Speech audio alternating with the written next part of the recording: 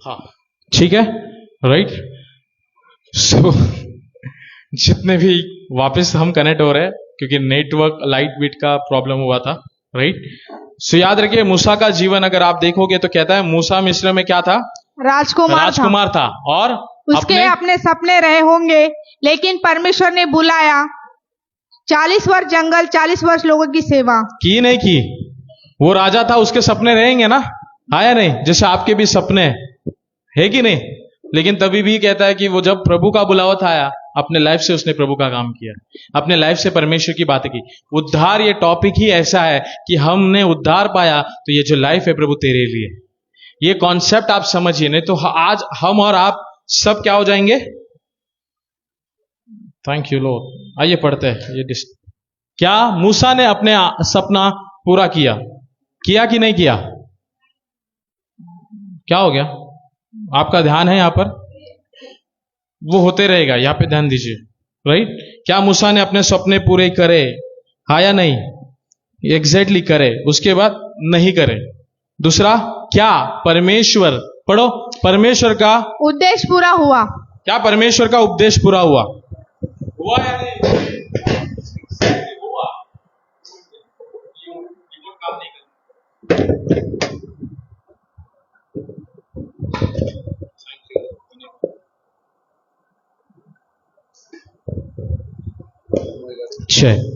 Thank you Lord, thank you Jesus, thank you daddy, thank you Lord. क्या परमेश्वर का उपदेश उसने पूरा किया? Yes. किया नहीं किया? एग्जैक्टली मतलब जो राजकुमार था वो अपने सपने पूरा कर सकता था, लेकिन उसने अपने सपने नहीं पूरा किए। जब उद्धार हुआ उसने परमेश्वर की इच्छा को पूरा किया। और ऐसे लोगों को लेके चला जो जब भी आशीष या कुछ नहीं मिलता तो कुड़कुड़ाते थे, लेकिन तभी भी परमेश्वर के साथ चला नहीं चला? एग्जैक्टली आप उद्धार लेके क्या करते हो ये देखना भी बहुत जरूरी है। आइए पढ़ते हैं। जैसे ऐसे बाइबल में कितने लोग हैं जिन्होंने अपने जीवन में परमेश्वर की इच्छा पूरी की? एग्जैक्टली नोआ किया नहीं किया? योना ने किया अपनी इच्छा पूरी। yes. भाग रहा था तर्शीश को, लेकिन जब पछताया तब परमेश्वर की बातें की और कितना बड़ा देश परमेश्वर ने बचाया। याद रखिए, अब्राहम किसकी इच्छा पूरी करी? परमेश्वर की। ये सारे एग्जाम्पल आपको समझना चाहिए कि परमेश्वर ने इनको इस्तेमाल अपने प्लान के लिए किया है। किसके प्लान के लिए? एग्जैक्टली। और आज हम उद्धार लेके अपना प्लान पूरा कर रहे हैं, अपने विचार लेकर बैठे हैं, बल्कि लेके बैठना चाहिए परमेश्वर। इस लेडीज, इस महिला ने अगर अपनी मनमानी कर रही होती तो क्या यीशु मसीह को मौका मिलता आने का? इसका मतलब उन्होंने भी तो रूल्स फॉलो करे नहीं करे? जिस दिन गैब्रियल आके बोल के गया कि तेरे द्वारा, उसने एक्सेप्ट किया? हुआ नहीं हुआ? अगर उसने भी कहता नहीं चाहिए, जैसे आप कहते ना मुझे काम प्रभु का नहीं चाहिए, मुझे परमेश्वर जान दो, अपना काम है बाइबल पढ़ना, प्रार्थना करना, अपना काम है केवल चर्च जाना और चर्च आना, यही अगर हम सोचते बैठते और यही अगर उसने सोचा होता तो क्या यीशु मसीह धरती पर ऑप्शन मिलता? आया नहीं? एग्जैक्टली आपको समझना है कि आपका उद्धार जो हुआ है वो केवल इसलिए नहीं। आपका पढ़े। आज बहुत बड़ी गलत शिक्षा, आज कई स्थानों पर यह शिक्षा दी जाती है। देता है आज बहुत बड़ी गलत शिक्षा, आज कई स्थानों पर यह शिक्षा दी जाती है। और वो शिक्षा क्या देते हैं? कहते हैं यीशु तुम्हें सफल बनाएगा, यीशु तुम्हें अमीर बनाएगा, यीशु तुम्हें सारे सपने पूरे करेगा, यीशु ये सब बाद में करेगा जब तुम उसका काम पूरा करेगा। आमेन। मुझे लगा आप ताली बजाओगे।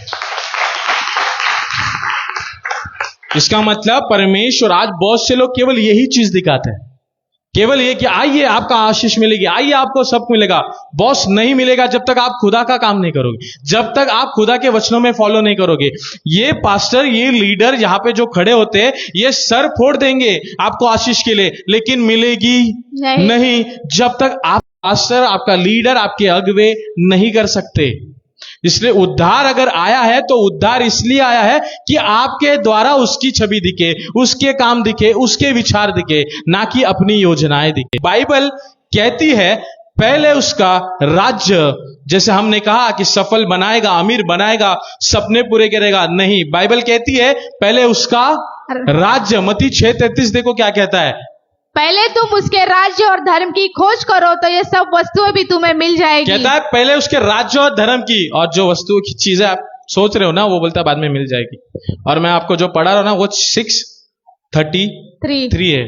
उसी के पहले ही प्रभु ने आपकी चीजों की बात करी है। 6:32 में पढ़ते हैं, क्या परमेश्वर हमारी आवश्यकताओं की चिंता नहीं करता? इसका मतलब क्या हमारी योजनाएं हम पूरी नहीं करें?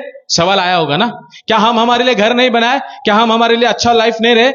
ये किसने कहा कि मत करो? लेकिन उसका भी एक ढंग होता है। प्रभु का काम पहला होता है, उसके बाद परमेश्वर अपने आप। इसलिए मैंने बोला कि 6:33 में प्रभु ने कहा कि पहले राज्य की और उसके धर्म की खोज कर। लेकिन उसका ही 32 देखो क्या कहता है, मत्ती का किताब 6:32, तुम्हारा स्वर्गीय पिता जानता है कि तुम्हें किन किन वस्तुओं की आवश्यकता है। इसका मतलब वो पहले ही जानता है कि तुम्हें क्या चाहिए। तुम्हें अच्छा हेल्थ चाहिए, तुम्हें अच्छा घर चाहिए, तुम्हें अच्छा बंगला चाहिए, जो कुछ भी चाहिए वो सब जानता है। लेकिन 33 में आकर कहता है राज्य को खोज कर। ये जिस चीजों के पीछे तू भाग रहा है वो अल्टीमेट आपको आते रहेगी, आते ही जाएगी। हम क्या कर रहे हैं? उद्धार लेकर बैठे हैं। हम क्या करते हैं? उद्धार जो लिया है अपने लाइफ को हम यीशु को नहीं दिखाते, हम अपनी ही योजनाएं दिखाते, अपने ही विचार दिखाते, अपनी ही बातें। और बाइबल क्या कहती? आत्माओं को तुम परख सकते हो। आप तुरंत पकड़ लोगे कि कौन अपने लिए बात कर रहा है और कौन प्रभु के राज्य के लिए बात कर रहा है। अगर मैं यहां से बात कर रहा हूं केवल मेरी बड़ाई के लिए अगर मैं बात करूं, आप यूं पकड़ लोगे। लेकिन जब प्रभु की बातें आएगी तो खुद आपके दिल छिद देंगे और कहेंगे बात तो सही है कि हमें पहला परमेश्वर का राज्य का योजना देखना है, उसके बाद अपने राज्य की योजना देखना है या नहीं? आइए पढ़ते हैं फिलिपियों 4:19 पढ़ो। मेरा परमेश्वर तुम्हारी हर एक घटी को पूरा करेगा। पहला पत्रस 5:7, अपनी सारी चिंता उसी पर डाल दो क्योंकि उसको तुम्हारा ध्यान है कि नहीं? उसको ध्यान है आपकी चिंताओं का। यस। तो फिर बार बार क्यों रिमाइंड करते हो मेरे को ये चाहिए? वो बोले मेरे को पता है भाई, लेकिन मेरे को जो चाहिए वो तुझे क्यों नहीं पता है? कभी कभी प्रभु बोलता होगा, आप जब प्रार्थना करते प्रभु मुझे ये चाहिए, प्रभु बोलेगा तुझे चाहिए वो मुझे पहले से पता है। मत्ती 6:32 में मैंने ऑलरेडी बोल दिया है कि मुझे पता है तुझे चाहिए और मैं दूंगा। लेकिन जो मुझे चाहिए वो तुझे क्यों नहीं पता हो रहा है? जिसके लिए मैंने तेरा उद्धार कराया, जिसके लिए मैंने चाहा कि तेरे लाइफ को मैं दिखाऊं लोगों को कि देखो मसीह ऐसा है। आज हम है कि मसीह का नाम लेके घूमते हैं लेकिन मसीह अपने जीवन से नहीं दिखाते। इसलिए किसी महान तौर ने कहा था कि मसीह अच्छा है, मसीह के लोग अच्छे नहीं है, मसीहत अच्छी नहीं है। ऐसा कहा क्यों कहा? क्योंकि मसीह में मसीह दिखता था, उसकी आदतें दिखती थी, लेकिन मसीह के लोग में मसीह नहीं दिखता। मसीह के लोगों में भलता ही कोई दिख जाता है। तो प्रभु ने आपका उद्धार जो कराया है वो इसलिए नहीं कि आपकी योजना पूरी करे, प्रभु ने आपका उद्धार कराया है केवल और केवल उसकी इच्छा को पूरी करने। आइए पढ़ते हैं, क्या उद्धार अंतिम उद्देश्य क्या है? उद्धार का अंतिम उद्देश्य क्या है? आज बहुत से लोग कहते हैं उद्धार इसलिए कि मैं स्वर्ग जाऊं, उद्धार इसलिए कि मेरे समस्या हल हो, उद्धार इसलिए कि मुझे आशीष मिले। लेकिन बाइबल इससे भी आगे जाती है, इससे भी आगे जाती है। लेकिन बाइबल इससे भी, आप उधर तक सीमित हो। वचन कहता है ना कि तुम जो नहीं सोचते उससे भी बड़े काम प्रभु करेगा आपके लिए। जो तुम्हारे मनुष्य के चित्त में भी नहीं आई, आपने सपने भी नहीं सुना, वो काम आपके लिए कर सकता है प्रभु। सोचती नहीं सोचती।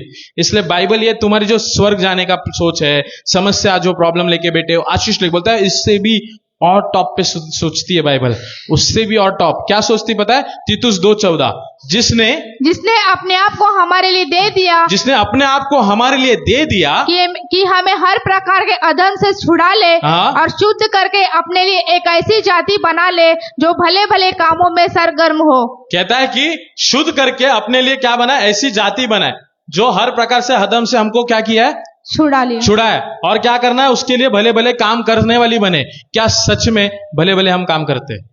क्या हमारे लाइफ से हम प्रभु की जो धार्मिकता है वो दिखाते हैं? क्या हम सच में उद्धार लेकर परमेश्वर क्या चीज है वो हमारे चाल चलन से, हमारी जुबानों से, हमारी बातों से, हमारी सोच से हम बताते हैं? यह सोचना बहुत जरूरी है, क्योंकि उद्धार लेकर आपको नहीं पता बाइबल कितना डीप है।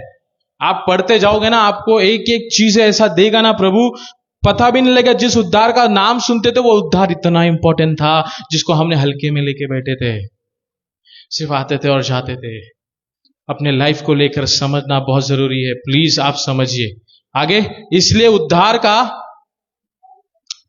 अंतिम उद्देश्य है। इसलिए उद्धार का यही पढ़ा ना, पढ़ो ना आपका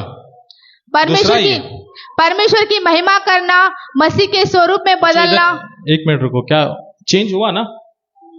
हाँ हुआ चेंज, पढ़ो। परमेश्वर, इसलिए उद्धार का अंतिम उद्देश्य यह है परमेश्वर की महिमा करना, मसीह के स्वरूप में बदलना, परमेश्वर की इच्छा पूरी करना और उसके राज्य की उन्नति करना। ये जो 4 पॉइंट है, ये कितने आपके लाइफ में या मेरे लाइफ में दिखते, आप जरा देखिए। दुनिया को नहीं, अपने लाइफ में देखिए। हम दूसरे को पॉइंट आउट बहुत करते हैं, मैं हेमंत को कर रहा हूं, मैं दरज को कर रहा हूं, सबको कर रहा हूं, लेकिन क्या ये पॉइंट हम देख रहे हैं? उद्धार पाने के बाद प्रभु की आपके लाइफ से महिमा हो रही है? उद्धार पाने के बाद क्या आप में प्रभु दिख रहा है स्वरूप में? क्या उद्धार पाने के बाद उसकी इच्छा पूरी हो रही है? क्या उद्धार पाने के बाद उसका राज्य आपके द्वारा बढ़ रहा है? कभी ये सोचा आपने कि केवल हम उद्धार लेके बैठे हैं, मैं यानी मजा घर, मैं और मेरा बच्चा, मैं और मेरी बीवी, मैं और मेरा व्यक्ति, ये लेके बैठे हम कि केवल परमेश्वर के लिए सिर्फ आना और जाना है? कहता है तुम इस प्रकार अपने प्रकाश को मनुष्य के सामने चमकने दो, मनुष्य के सामने चमकने दो, अपने प्रकाश को मनुष्य के सामने चमकने दो, कि वे तुम्हारे भले कामों को देखकर तुम्हारे पिता की जो स्वर्ग में महिमा करे। आपको पता है आपके भी कामों को देखकर महिमा करते हैं, लेकिन गलत। ऐसा सिखाता है क्या यीशु मसीह इनको? ऐसा है? ऐसा करते नहीं करते? हम मसीह को फिर हमारे सभाओं में कैसी छवि दिखाते हैं? डरो मत, ये लास्ट है, राइट? कहते हम कैसे सिखाते हैं? कीबोर्ड लगाना प्लीज, और प्रभु भोज भी रेडी करना। हम कैसे दिखाते हैं परमेश्वर को?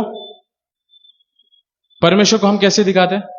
अपने लाइफ से आपको समझना चाहिए कि कहता है कि उसके मनुष्य के सामने उसका प्रकाश चमके कि हमारे भले कामों को देखकर किसकी महिमा करे? पिता की। नहीं, आपकी। किसकी महिमा करे? एग्जैक्टली आपको देखकर प्रभु की महिमा होनी ही चाहिए। आपको देखकर प्रभु की बातें होती है, लेकिन महिमा नहीं, निंदा होती है।